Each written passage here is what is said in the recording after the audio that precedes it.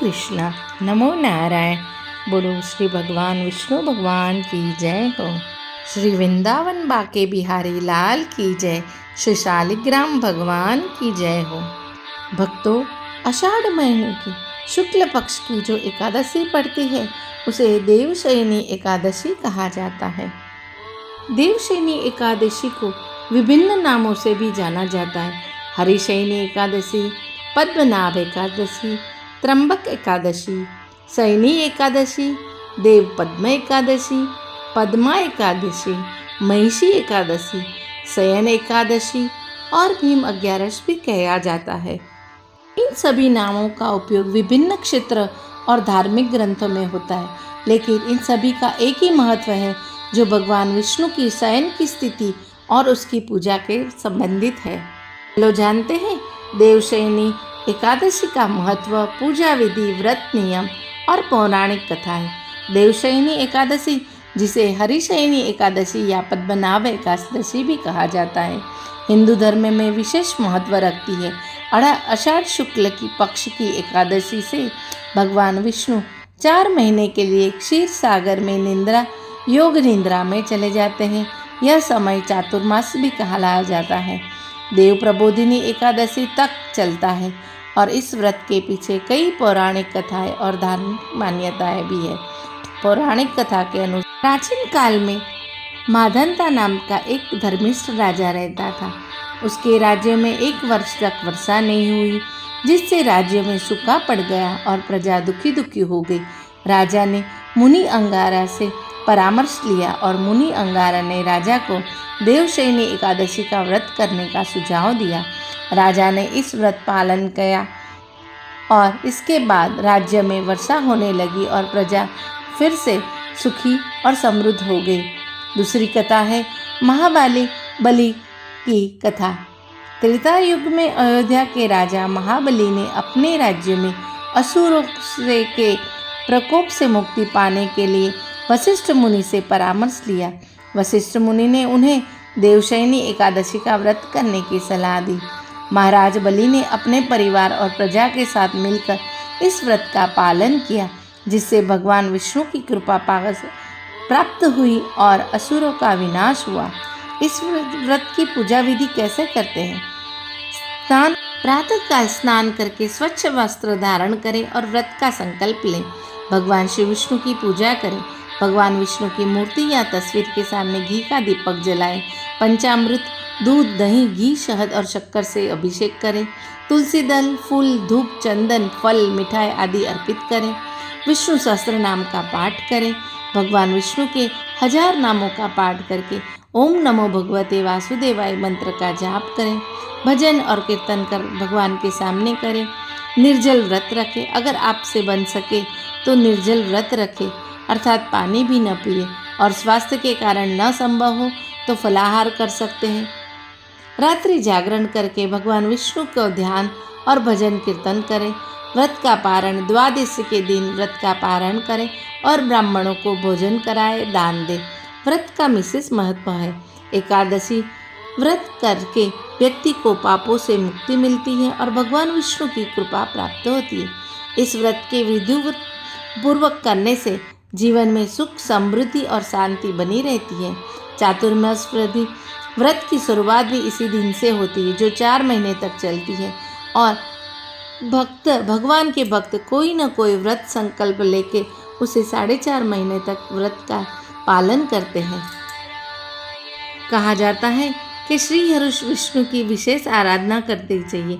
ज्योतिष आचार्य भी कहते हैं कि देवशयनी एकादशी के दिन जितना लाभकारी भगवान विष्णु की पूजा करना एवं व्रत रखना है, उतना ही आवश्यक देवशयनी एकादशी की व्रत कथा पढ़ना है भी अवश्य है। इस व्रता को तभी पूर्ण फल मिलता है। देवशयनी एकादशी हमें क्या क्या नहीं करना चाहिए? हमें मांस मदिरा का सेवन भूलकर भी नहीं करना चाहिए। इस दिन तामसिक भोजन का सेवन करने से भगवान विष्णु नाराज होते हैं। तुलसी की पत्तियाँ भगवान श्री हरि विष्णु को बहुत प्रिय है, जिसके बिना भगवान को भोग नहीं लगाया जाता। इसलिए देवशयनी एकादशी के दिन भूलकर भी तुलसी की पत्तियों को ना स्पर्श करना चाहिए और ना ही उसे तोड़ना चाहिए। तुलसी की पत्तियाँ तोड़ने से माँ लक्ष्मी नाराज हो जाती है। चावल। देवशयनी एकादशी पर चावल का सेवन तो बिल्कुल नहीं करना चाहिए। मान्यता है कि इस चावल का सेवन करने से दोष लगता है। अपमान। कोशिश करके भी किसी भी व्यक्ति का दिल ना दुखाए, वाद विवाद से बचे और किसी का अपमान करने से बचे, ना ही किसी की मजाक उड़ाए। देवशयनी एकादशी के दिन धार्मिक मान्यता के अनुसार किसी भी शुभ अवसर पर या फिर पूजा पाठ के दौरान काले रंग के कपड़े नहीं पहनना चाहिए। इसलिए देवशयनी एकादशी के दिन काले रंग के कपड़े पहनने से बचे। भगवान विष्णु की असीम कृपा पाने के लिए इस दिन पीले वस्त्र का या तो लाल वस्त्र का धारण करना अत्यंत शुभ रहता है। देवशयनी एकादशी से सबसे शुद्ध और पवित्र एकादशी माना जाता है। इस दिन हिंदुओं का बहुत बड़ा धार्मिक और आध्यात्मिक महत्व है। इस दिन पवित्र दिन पर भगवान विष्णु और भगवान कृष्ण के भक्त कठोर उपवास रखते हैं और भगवान की पूजा करते हैं। अगले दिन द्वादशी की तिथि पर अपना उपवास तोड़ते हैं। देवशयनी एकादशी के दिन महाभारत काल में जब युधिष्ठिर ने भगवान से श्री कृष्ण से देवशयनी एकादशी के व्रत और पूजा के बारे में पूछा, तब श्री कृष्ण ने उन्हें इसके महत्व और विधि के बारे में विस्तार से बताए। यह वार्ता और विवरण के जानते हैं। युधिष्ठिर का प्रश्न और श्री कृष्ण का उत्तर। युधिष्ठिर ने पूछा, हे जनार्दन, आप कृपा करके मुझे आषाढ़ी शुक्ल एकादशी का नाम, विधि और महत्व बताइए, जिससे मनुष्य का उद्धार हो सके। भगवान श्री कृष्ण ने कहा, हे युधिष्ठिर, ये आषाढ़ शुक्ल एकादशी को पद्मनाभ या देवशयनी एकादशी कहते हैं। इस दिन भगवान विष्णु योग निद्रा में चले जाते हैं और 4 महीने के बाद प्रबोधिनी एकादशी को जागते हैं। इस अवधि को चतुर्मास भी कहा जाता है और अत्यंत पवित्र मानी जाती है।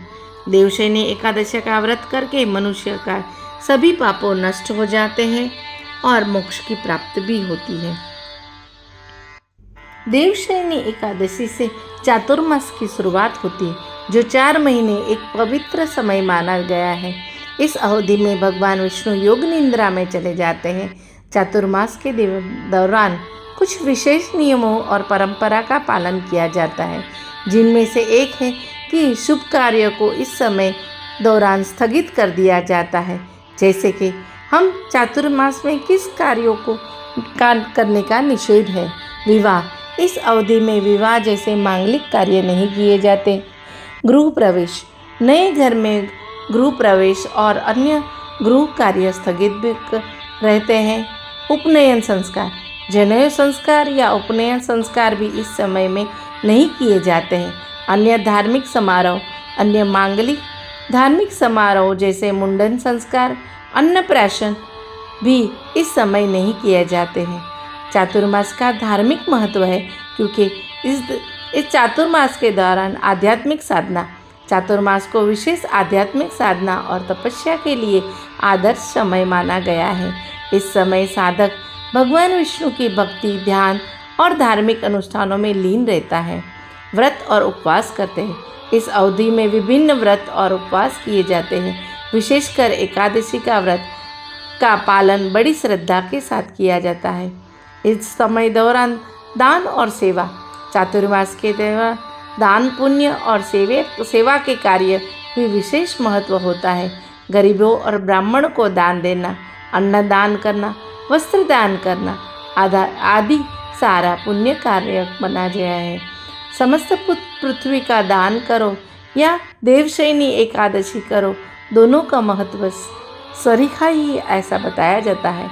चातुर्मास का पालन हम किस तरह करेंगे? देवशयनी एकादशी से शुरू होकर देव उठनी एकादशी यानी कि प्रबोधिनी एकादशी तक 4 महीने का समय बहुत ही पवित्र माना गया है।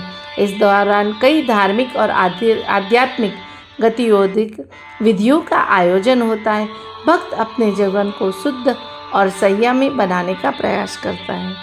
देवशयनी एकादशी के शुरू होने वाले चातुर्मास दौरान शुभ कार्यों को स्थगित करना धार्मिक परंपरा और विश्वासों का एक हिस्सा है।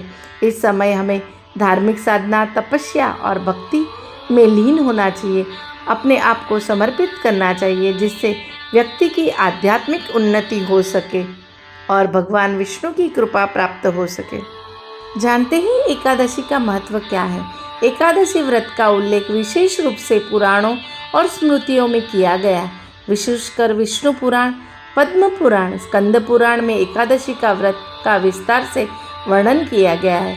इन पुराणों में देवशयनी एकादशी का महत्व बड़ा बताया गया है। यह भी बताया गया कि इस व्रत करने से व्यक्ति को भगवान विष्णु की विशेष कृपा प्राप्त होती है।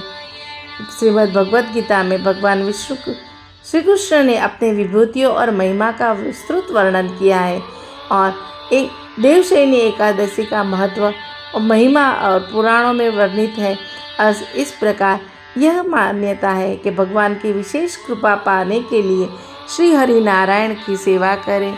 इन्हें आप किसी भी मंत्र जैसे कि ओम नमो भगवते वासुदेवाय, श्री कृष्ण शरणम मम, जो भी आपको मंत्र या अच्छा लगे उसका हमें अध्ययन करना चाहिए, ध्यान करना चाहिए।